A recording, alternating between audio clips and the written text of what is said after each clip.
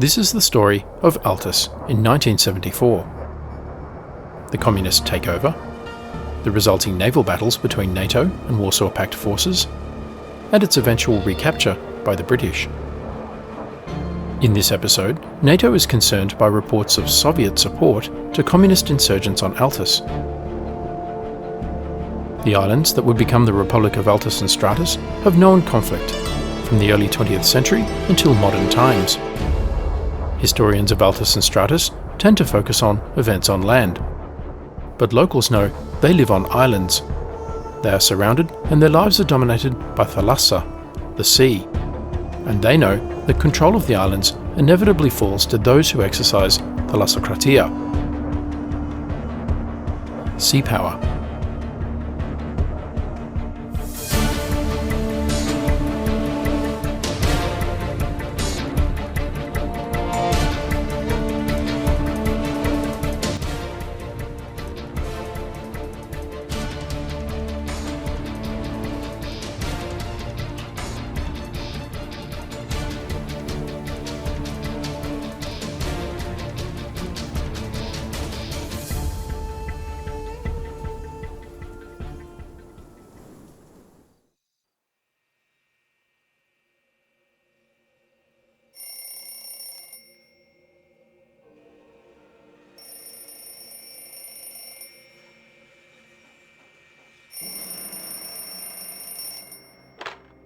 James Gostovsky. Christ, George, you scared the hell out of me. Yeah, I'm keeping fine. Sarah's fine too, I guess. Tell you the truth, I ain't seen her for months. Business? Terrible. But look, what's this all about? You're kidding me. No, I ain't heard nothing. Well, Jesus, George. There's 10,000 people in that town.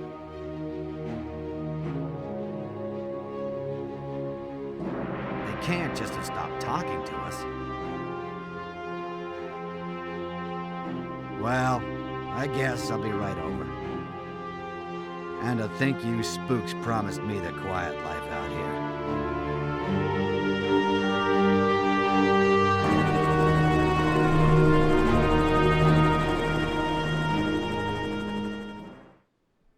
Athens, Ellinikon International Airport, 0713 Zulu, 3 May 1974. A single Cessna C335 prepares to take off.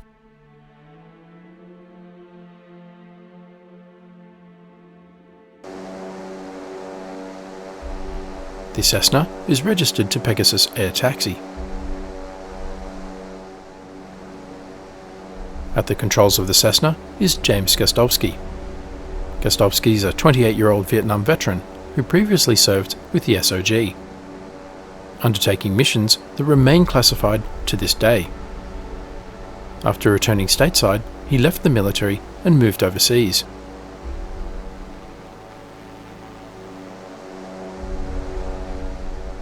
Bought a light aircraft and set up a private airline, Pegasus Air Taxi. But business is slow, and when he is contacted out of the blue by a company representative, he jumps at the generous cash offer. The Cessna takes to the skies over Athens.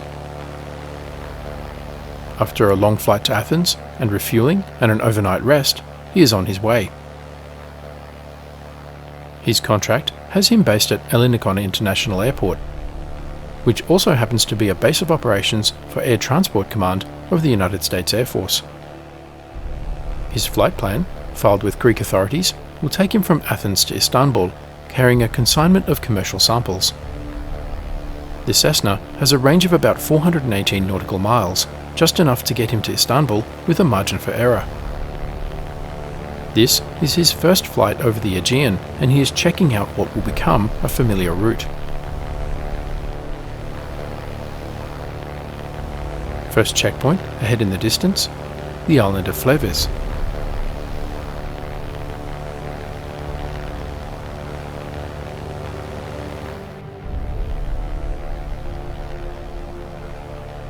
His route will take him through a series of navigation markers, easily recognisable landmarks.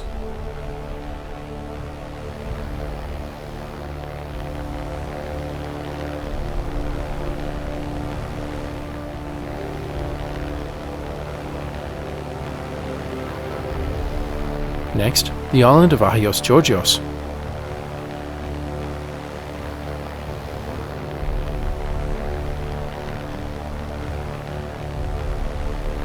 Uninhabited, but with a nice beach.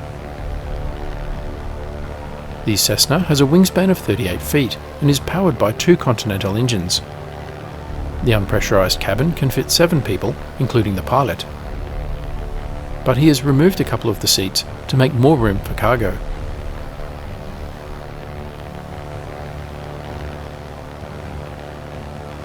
Gostovski's covert mission is to conduct aerial search of waters around the islands of Altis and Stratis in the North Aegean. His purpose is to detect and identify any Soviet ships in or around Altis waters.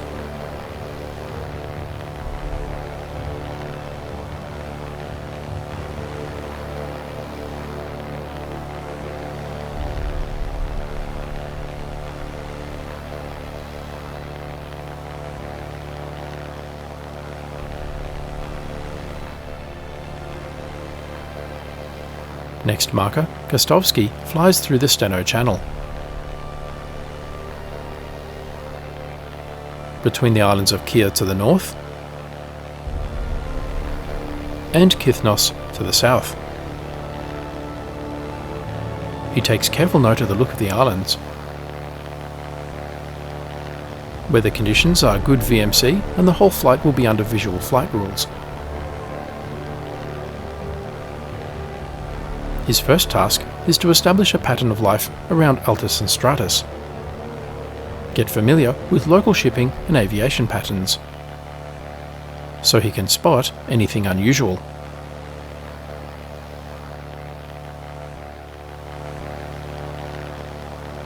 The next marker, the little island of Hieros.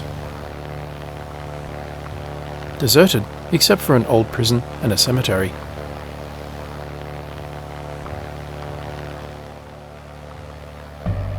As Gostovski flies along his carefully chosen route, he gets familiar with the landmarks he will use for aerial navigation.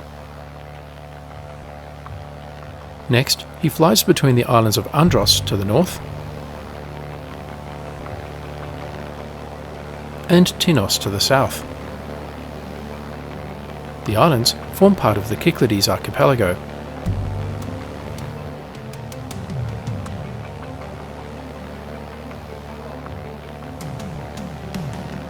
The Cessna banks to port to fly along the eastern coast of Andros.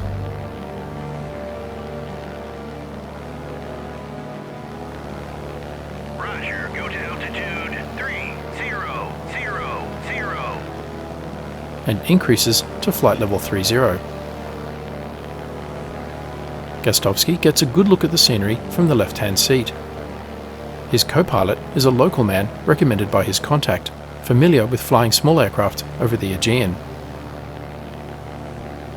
Gostovski has modified his plane somewhat. A secret panel in the fuselage can slide open to reveal a high-quality camera, a Hasselblad 500C.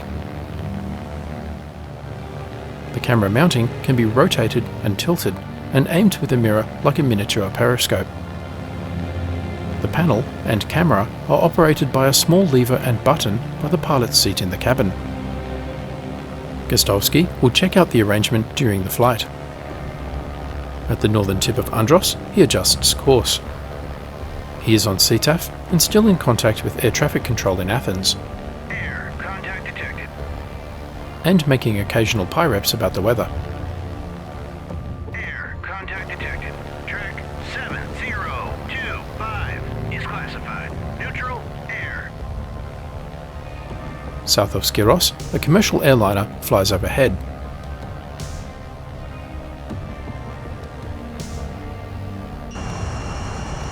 The aircraft is a heavy Boeing 707 operated by Transglobal Airlines. It is flying at 10,000 feet en route from Istanbul to Athens.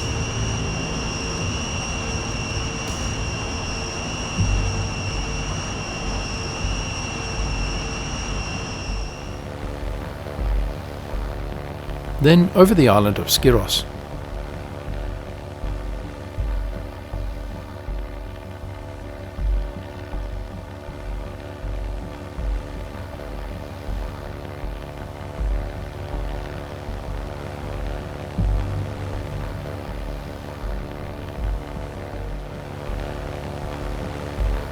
Next checkpoint, Stratis.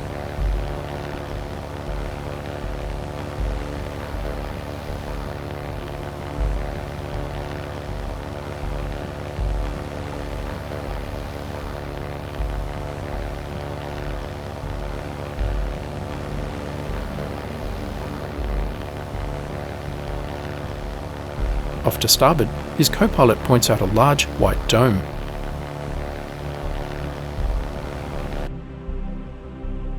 This is the unfinished structure for Joint Air Radar Station Mike 26. The radar is not yet installed, and the facility is not yet operational. From its position on Stratis, the military radar will eventually be able to monitor all air traffic in the Aegean Sea. Gostovsky takes careful note of the small airfield. He will need to contact the fixed base operator. And he notes the port of Agios Marina. These may be worth a visit at some point, he muses. Off to port in the distance, he sees small sailing craft. The Stratis fishing fleet, operating out of Agios Marina.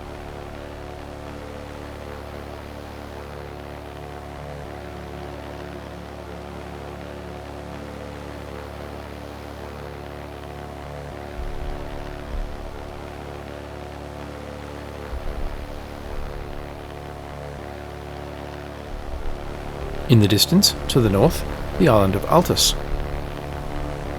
His primary objective. Time to test the camera.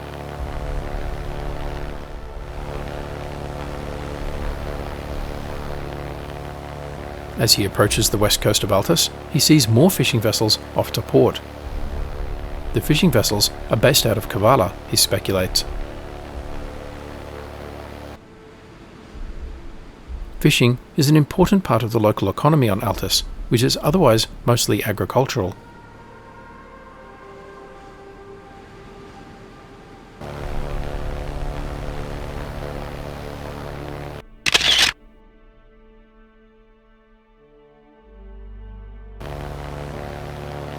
He overflies a merchant ship heading to Kavala.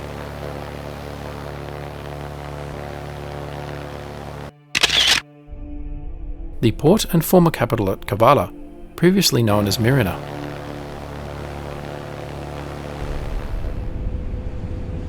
Kavala is a key commercial hub for Altis, particularly the Thessaloniki-Kavala route.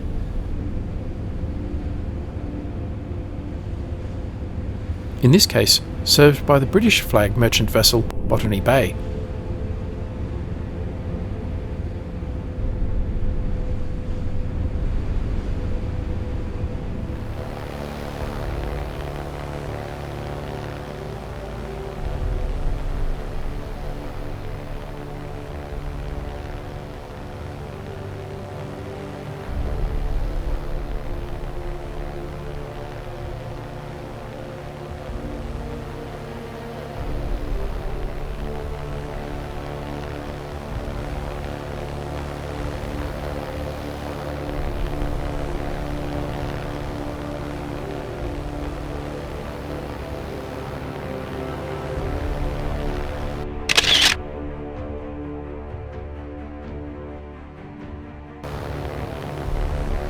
Pyrgos Bay.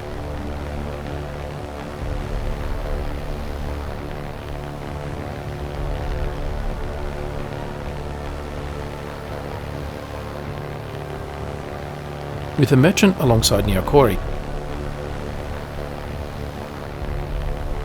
and another alongside the port of Pyrgos, the current capital.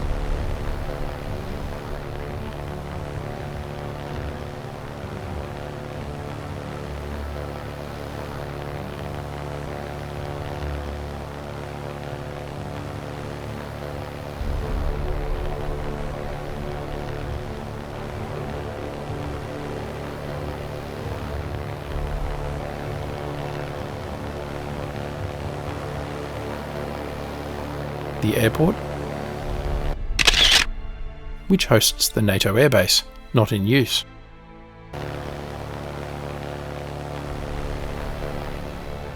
To the north, the small port of E03, and the northeastern peninsula of Altis.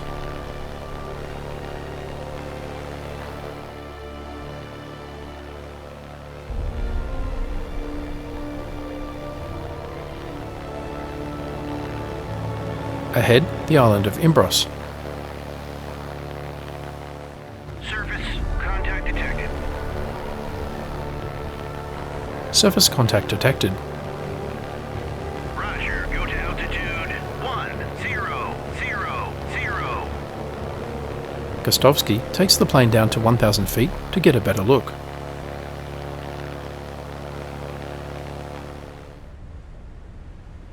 The surface contact is the MV Alexander Pushkin, a Soviet passenger ship en route to Thessaloniki, taking loyal Soviet citizens on a cruise of the Greek islands.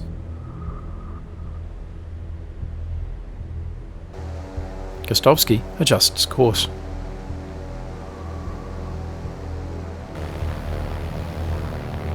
And overflies the cruise ship.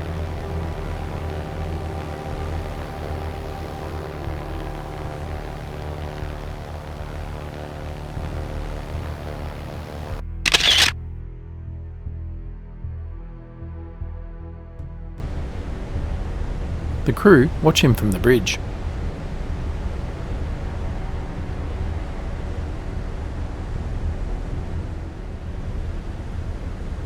The large Soviet passenger ship is carrying tourists, but could easily fit a body of troops.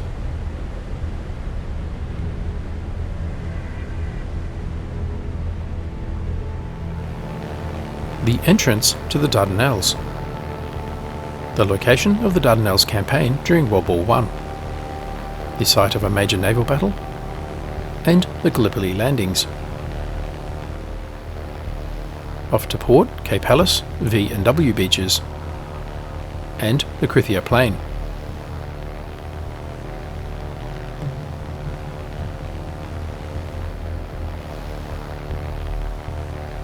An unexpected encounter in the Dardanelles Strait.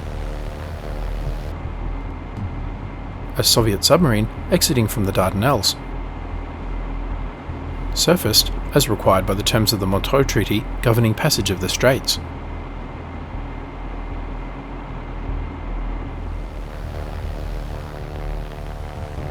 Gostovsky readies his camera and makes a low pass.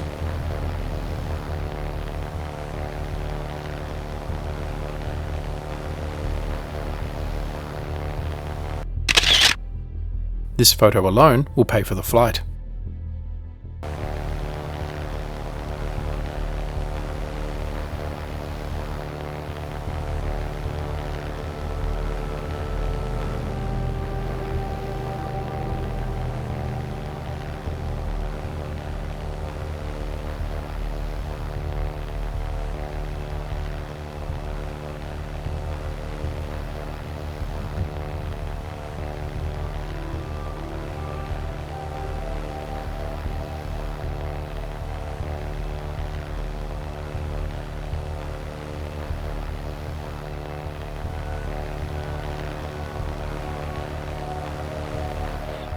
Detected.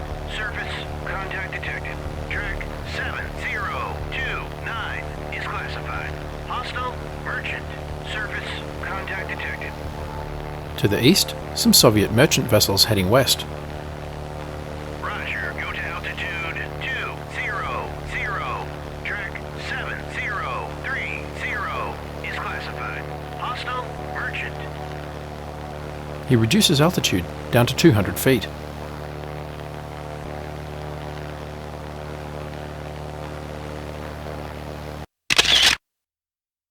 Another photo.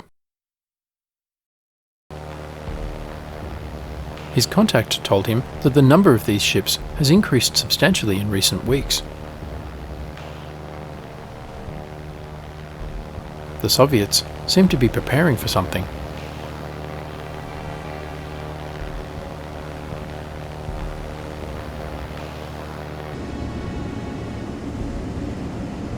The Soviet sailors watch as the plane flies low overhead.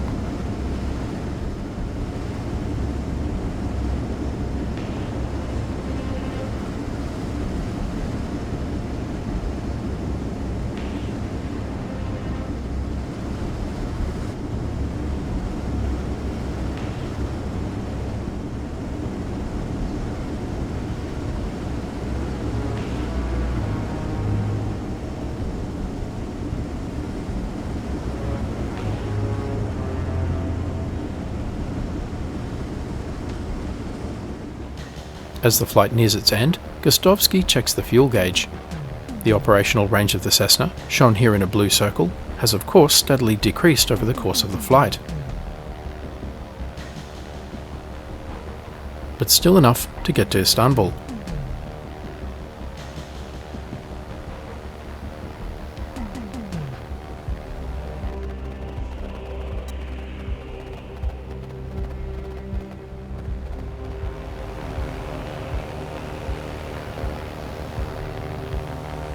Gostovsky makes his final turn to approach Istanbul airport from the south.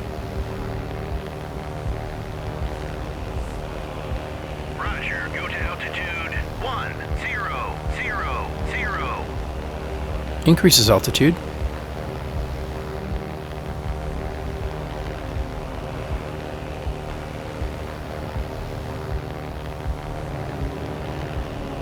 Roger that.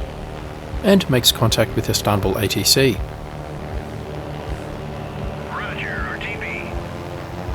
And gets permission to land.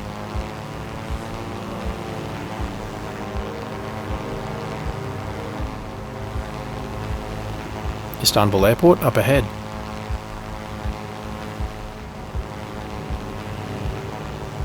Final approach.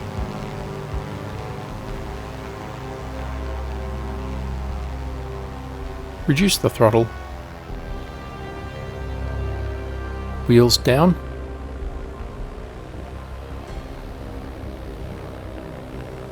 Flaps set.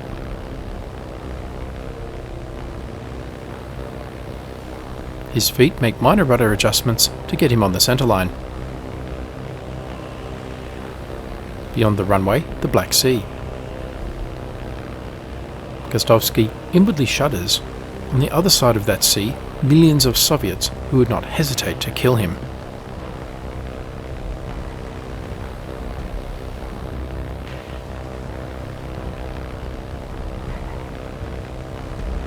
He crosses the threshold.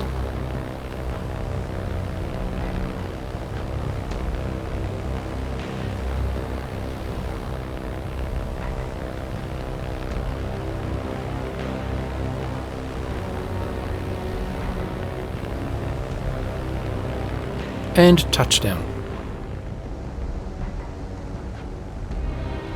Wing flaps up. Carburetor to cold.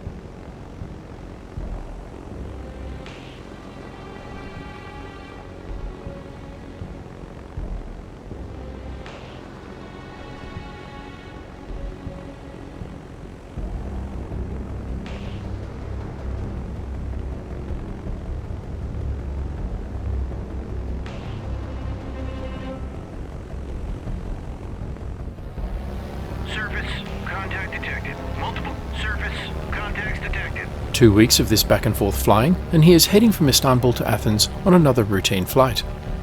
Once again, his flight path has him using Imbros, Altis and Stratis as navigation markers. It is approaching early evening, and he is due back in Athens after dark. Roger, go to altitude 200. Flying over the north coast of Altis, he notices something unusual. A ship in Amalfi Bay. Gostovsky reduces altitude and gets the camera ready. He must be careful not to be too obvious, for fear of blowing his cover. If the Soviets figure him out, no one would notice a missing Cessna that suffered mechanical problems while flying over the Aegean.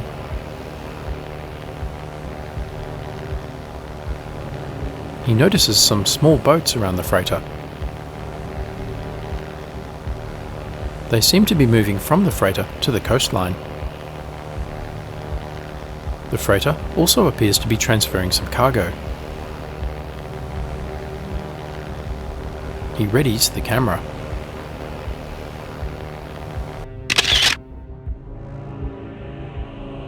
This is the evidence his contacts were after.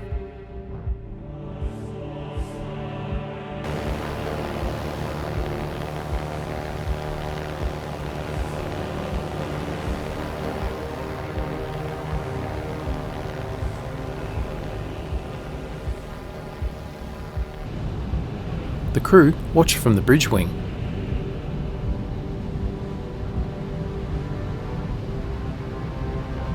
"Do you think he saw anything, Vasily?" said one officer. "No," replied Boris, the other officer. "It is too dark. What could he possibly see?"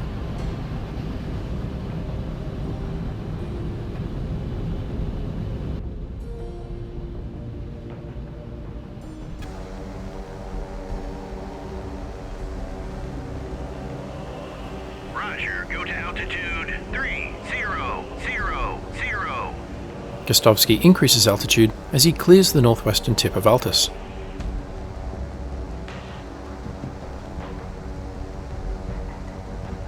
The sun has almost set.